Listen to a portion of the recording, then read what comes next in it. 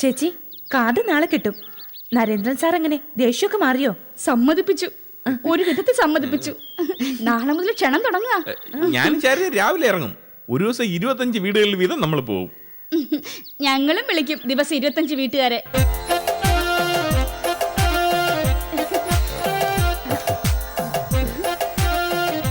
Good morning ചേട്ടത്തി. Good morning.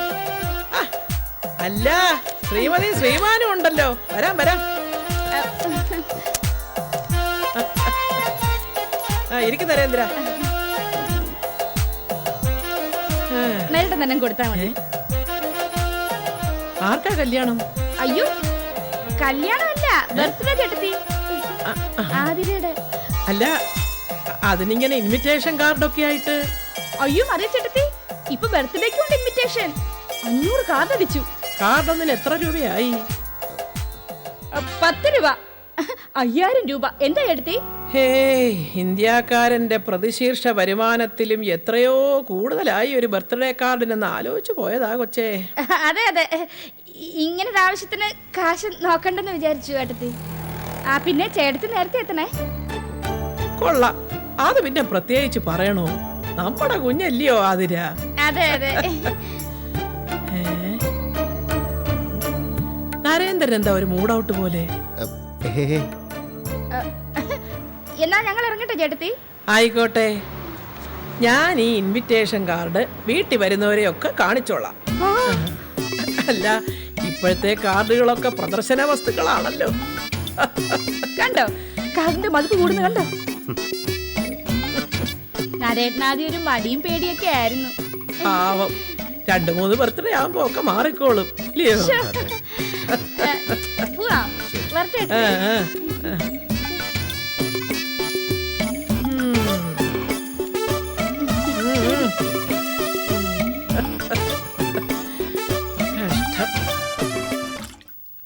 ചേച്ചി വരുന്നു.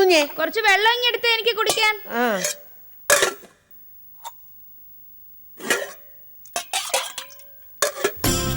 ചേച്ചി,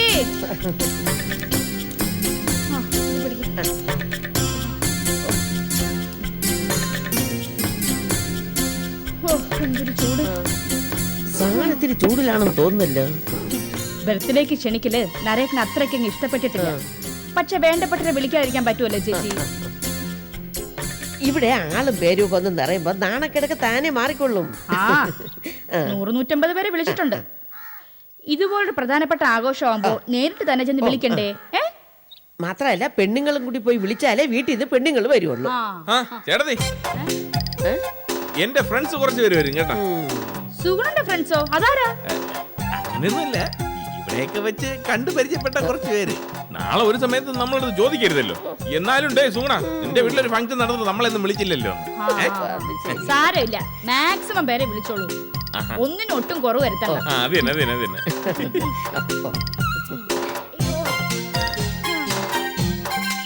ഇനിയും കുറച്ച് വെള്ളം എടുത്തിട്ട് വേണമെങ്കിൽ ഇവിടെ ഒന്ന് എടുത്ത് വെച്ച് കുടി. അത് പിന്നെ ആദ്യമേ പറഞ്ഞൂടെ അങ്ങോട്ട്.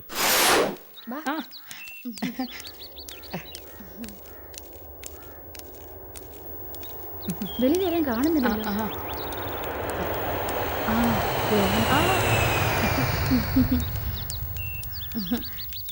ഓമനക്കുട്ട, എന്താ ആന്റി? അമ്മയച്ഛനും അവിടെ? എല്ലാരും ക്ഷണിക്കാനാ ഞങ്ങൾ വന്നേ. ഓമനക്കുട്ട രാവിലെ തന്നെ വരണേ. എന്താ ആന്റി? ബർത്ത്ഡേക്ക്, ആതിരമോളുടെ ബർത്ത്ഡേക്ക് രാവിലത്തെ കാപ്പി മുതൽ എല്ലാം അവിടെ തന്നെയാ. ഇല്ല ആന്റി, ഞാൻ വരില്ല. അതെന്താ? അല്ല, ബർത്ത്ഡേക്ക് ക്ഷണിക്കാൻ വന്നതാ. ഓമനക്കുട്ടൻ വരില്ല. ഇതാണേ മാന്യത. ഒരാളൊരു കാര്യം പറയുമ്പോ ഇങ്ങനെയാണ് പെരുമാറുന്നത്. കാണിക്കാൻ ഇഷ്ടമില്ലാത്തോണ്ടാ വരില്ല എന്ന് പറഞ്ഞു. എന്താ മോനെ, എന്താ കാര്യം? സത്യം പറയാൻ വിഷമം തോന്നുന്നു. ബർത്ത്ഡേ ആഘോഷം എന്നൊക്കെ പറഞ്ഞ് അവിടെ നടക്കാൻ പോകുന്ന കാര്യങ്ങള് എന്തോ എനിക്കങ്ങ്. യവൻ പറയുന്ന കാര്യങ്ങളൊന്നും കേട്ട് വിഷമിക്കണ്ട. യവൻ അല്ലത് പറയുന്നത്, യവൻ ഉള്ളിലിരുന്ന് എബ്രഹാം ലിങ്കനാണ് ഇത് പറയുന്നത്. ഈ ജീവിതം എന്ന് പറയുന്നത് ഒന്നേ ഉള്ളൂ, അത് അടിച്ചു പൊളിക്കാനുള്ളതാണ്. പറഞ്ഞോട്ടാ, 2 തരത്തിൽ കാണാച്ചാ. ജീവിതം എന്ന് വെച്ചാൽ ഒന്നേ ഉള്ളൂ, അത് അടിച്ചു പൊളിച്ച് ആഘോഷിക്കണം. അങ്ങനെയും ചിന്തിക്കാം. ജീവിതം എന്ന് വെച്ചാൽ ഒന്നേ ഉള്ളൂ, അത് അച്ചടക്കത്തോടെ ലളിതമായും ജീവിക്കണം. അങ്ങനെയും ചിന്തിക്കാം. ചേട്ടാ, ഇപ്പൊ ഉറപ്പായി. ഇവനെ അങ്ങേരെ ആവേശിച്ചിരിക്കുക, കൈവശം കൊടുത്തിരിക്കുക. ഞാനൊരു കാര്യം കൂടി പറയാം. നമ്മുടെ ജന്മദിനം മറ്റുള്ളവരെ കൊണ്ട് ആഘോഷിപ്പിക്കണം. അപ്പോഴേ നമ്മൾ ജനിച്ച ദിവസത്തിന് വിലയുണ്ടാകും, വെളിച്ചമുണ്ടാകും. അതിന് സൽക്കാര്യങ്ങൾ ചെയ്യണം. നമ്മളിപ്പോ കൊണ്ടാടുന്ന ബർത്ത്ഡേ നമ്മുടെ മരണത്തോടെ തീരും. ആഹാ. മഹാമാരിയുടെ ജന്മദിനാഘോഷം ലോകാവസാനം വരെ ഉണ്ടാകും. യേശു ഭഗവാന്റെ, ഗാന്ധിജിയുടെ, ശ്രീബുദ്ധന്റെ, കുമാരനാശാന്റെ. ദേ നോക്ക്, നീ എന്റെ കൂടെ കഞ്ഞിയിൽ കൂടെ പാറ്റിടല്ലേ കേട്ടാ. കേറി പോടാ. ശകുന്തള ഇവനെ വിളിച്ചോണ്ട് പോ. എവൻ എങ്ങനെ നിന്ന് അവന്റെ നാവി ഞാൻ ചവിട്ടി പിഴും. പോടാ അങ്ങോട്ട്. ഇങ്ങോട്ട് വാടാ. ഓ വിളിച്ചോണ്ട് കുരുത്തം കേട്ടവൻ. അതെ ചേച്ചി വിഷമിക്കണ്ട, ഞങ്ങള് രാവിലെ തൊട്ട് അവിടെ ഉണ്ടാവും, ഒട്ടും വിഷമിക്കണ്ട. സാരമില്ല, ഏയ്. കുഞ്ഞല്ലേ, അവനെ ഇല്ല ഉപദ്രവിക്കില്ല. വാ. ശരി. ഇവനെ ഇന്ന് ഞാൻ അല്ലേ കസേരയും ബലൂണും റിബണും ഒക്കെ രാവിലെ തന്നെ കിട്ടും കേട്ടാ. ഓടിക്കതിനുള്ള ഏർപ്പാട് ചെയ്തിട്ടുണ്ട്. ആഹാ, അതൊന്നും എന്നോട് പറയണ്ട, എന്താന്ന് വെച്ചാൽ അങ്ങ് ചെയ്തോളൂ. എന്താളേ ദേ നരേട്ടാ, കാര്യങ്ങളൊക്കെ നടത്തുകയും ചെയ്യുന്നതിനിടയിൽ കരച്ചിലും അത് വേണ്ട, സന്തോഷത്തോടെ വേണം. മറ്റന്നാളല്ലേ പാർട്ടി? നാളെ മുതൽ എന്തിനാ ഒരുങ്ങുന്നത്? അയ്യോ അത് വേണോളിയാ. ഇവിടെ എന്തൊക്കെ നടക്കാൻ പോണെന്ന് നാട്ടിൽ 10 പേര് അറിയട്ടെ. ഇവിടെ മൊത്തം ബലൂണൊക്കെ ആയിരിക്കും ഇങ്ങനെ.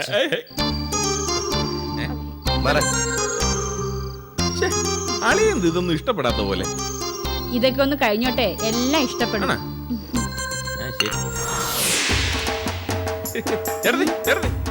ഞാൻ ബലൂണൊക്കെ അവിടെ കെട്ടി തൂക്കിക്കൊണ്ടിരിക്കുകയാണേ.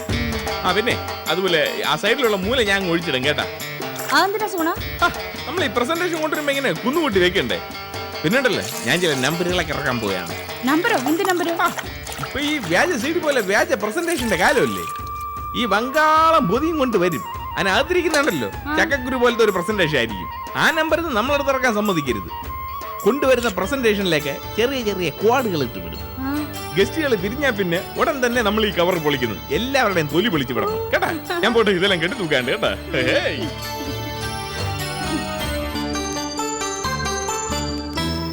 അമ്മേ, എത്താറായോ? അമ്മ എടുക്കട്ടെ മോളെ. വേണ്ട.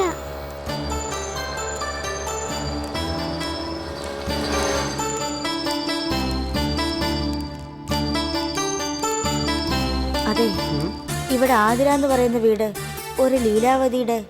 നേരെ പോയാ മതി, ഇടതുവശത്താ. ഈ ബലൂൺ എവിടെയെങ്കിലും സൗകര്യമായിട്ട് പോയി അതങ്ങോട്ട് മേളിലോട്ട് ഇട്ടേര്. നോക്ക്, ഒരു പൊടിക്ക് പോലും ആരും കുറ്റം പറയരുത് കേട്ടാ. അതെ, ഓടിക്കാണ് ഏറ്റിരിക്കുന്നത്, ഒരു കുറവ് ആരും പറയില്ല. കയ്യിലെന്താ ഏറ്റിരിക്കുന്നത്? ഓടിക്കച്ചേട്ടൻ എത്ര ബുക്കിംഗ് ആണെന്നോ കിട്ടിയിരിക്കുന്നേ. നില്ല ഒരെണ്ണം ഒട്ടിക്കട്ടെ.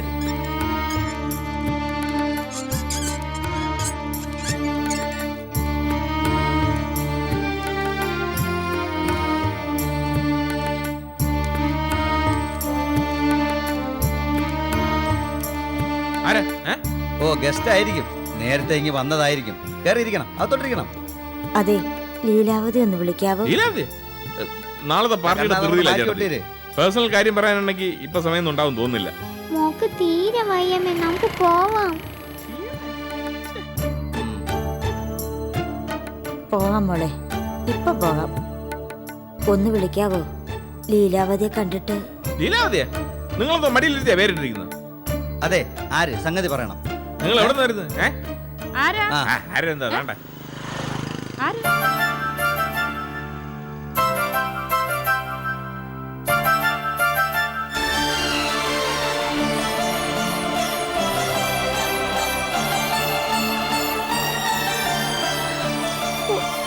അയ്യോ ശൈലജ, നീ എന്ത് കോലവാ? ഇതാരാ, മോളാണോ? വാ മോളെ, അകത്തേക്ക് വാ. വാ.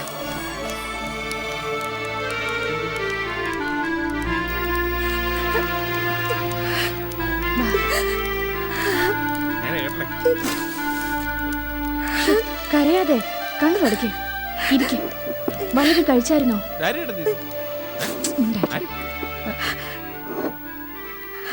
സത്യം പറഞ്ഞ ശൈലജ, എനിക്ക് നിന്നെ തിരിച്ചറിയാൻ പറ്റിയില്ല.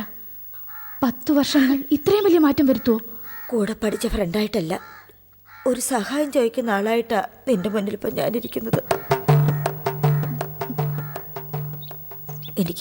എനിക്ക് കുറച്ച് രൂപ വേണം. എത്രയെന്ന് പറയുന്നില്ല. 1 രൂപയായാലും വാങ്ങും, 1 ലക്ഷം തന്നാലും വാങ്ങും.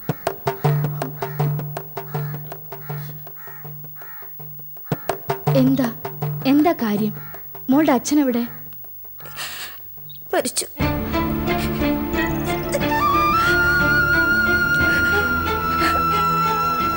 ഒരു ചെറിയ കടയിലെ സെയിൽസ് വിങ്ങിൽ എനിക്ക് ജോലിയുണ്ട്. പക്ഷെ ഇപ്പൊ വലിയൊരു അത്യാവശ്യം. എന്താ? മോള് പോയി കളിച്ചു.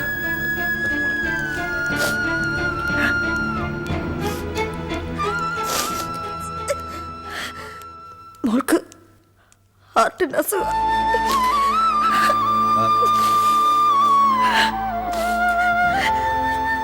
ഓപ്പറേഷൻ ചെയ്യണം. 3 ലക്ഷം രൂപയെങ്കിലും വേണം. പഠിക്കുന്ന കാലത്ത് അറിയാലോ, കൈ നിറയെ കാശുണ്ടായിരുന്നു. എല്ലാവർക്കും കൊടുത്തിട്ടുള്ളൂ. അവസ്ഥ എന്ന് പറയുന്നത് അങ്ങനെയാണല്ലോ. ഇന്നത്തെ സ്ഥിതി അല്ലല്ലോ നാളെ. കുഞ്ഞുങ്ങൾക്കൊരാവശ്യം വരുമ്പോ അഭിമാനം അന്തസ്സൊന്നും നോക്കാൻ പറ്റില്ലല്ലോ. ജന്മം കൊടുത്തതിനെ ജീവിപ്പിച്ച് നിർത്തണ്ട. ബന്ധുക്കളുടെ മുന്നിൽ കൈനീട്ടി കുറച്ച് രൂപ കിട്ടി. തികഞ്ഞില്ല. ഇനി വേണം. കൂടെ പഠിച്ചിരുന്നവരെ ഒന്ന് കണ്ടു നോക്കാൻ മനസ്സ് പറഞ്ഞു.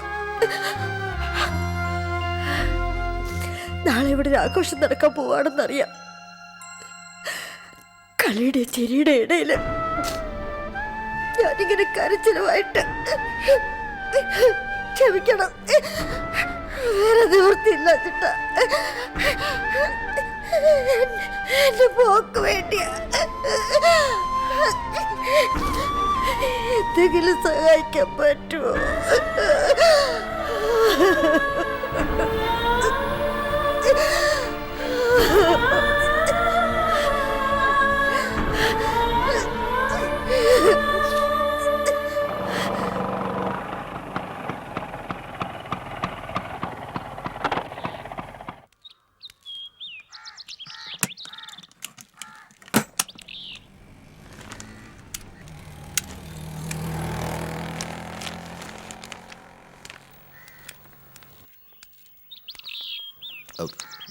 ഇവിടെ ഡെക്കറേറ്റ് ചെയ്തൊക്കെ എവിടെ?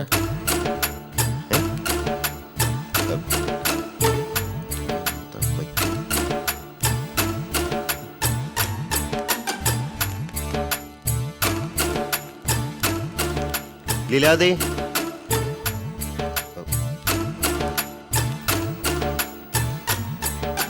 എന്താ അതെല്ലാം മാറ്റിയിരിക്കുന്നത്? ഇതാ നാളെ മോൾ കണിയേണ്ട തുണികളാ. നിനക്കുള്ള വൈകുന്നേരം സെലക്ട് ചെയ്യാം. നീയും കൂടെ വരണം. വേണ്ട നരേട്ടാ. എന്തായാലും നമ്മൾ ബർത്ത്ഡേ കാര്യമായിട്ട് ആഘോഷിക്കാൻ പോകുന്നു. അപ്പൊ പിന്നെ ഒന്നിനൊരു കുറവ് വരുത്തണ്ട. ബർത്ത്ഡേ ആഘോഷിക്കുന്നത് ഞാൻ പറഞ്ഞ രീതിയിലല്ല. നരേട്ടൻ ഉദ്ദേശിച്ച പോലെ ലളിതമായി. എന്തു പറ്റി? ജന്മദിനത്തേക്കാൾ വിലയുള്ളതാ ജന്മം. അത് ഞാൻ തിരിച്ചറിഞ്ഞു നരേട്ടാ. എന്താ? നരേട്ടൻ അന്ന് പറഞ്ഞില്ലേ, ആഘോഷങ്ങൾ നമുക്ക് കിട്ടിയിരിക്കുന്നത് ആഘോഷങ്ങളില്ലാത്തവരെ കുറിച്ച് ആലോചിക്കാനാണെന്ന്. നമ്മുടെ മോളുടെ ബർത്ത്ഡേ പാർട്ടിക്ക് വേണ്ടി കരുതി വെച്ചിരുന്ന കാശ് മുഴുവൻ ഞാൻ മറ്റൊരു മോൾക്ക് വേണ്ടി ചെലവാക്കി, അവളുടെ ജീവൻ രക്ഷിക്കാൻ. ഇപ്പോ എന്റെ മനസ്സിനൊരു സന്തോഷം. ഞാൻ തത്വചിന്തയൊന്നും പറയല്ല.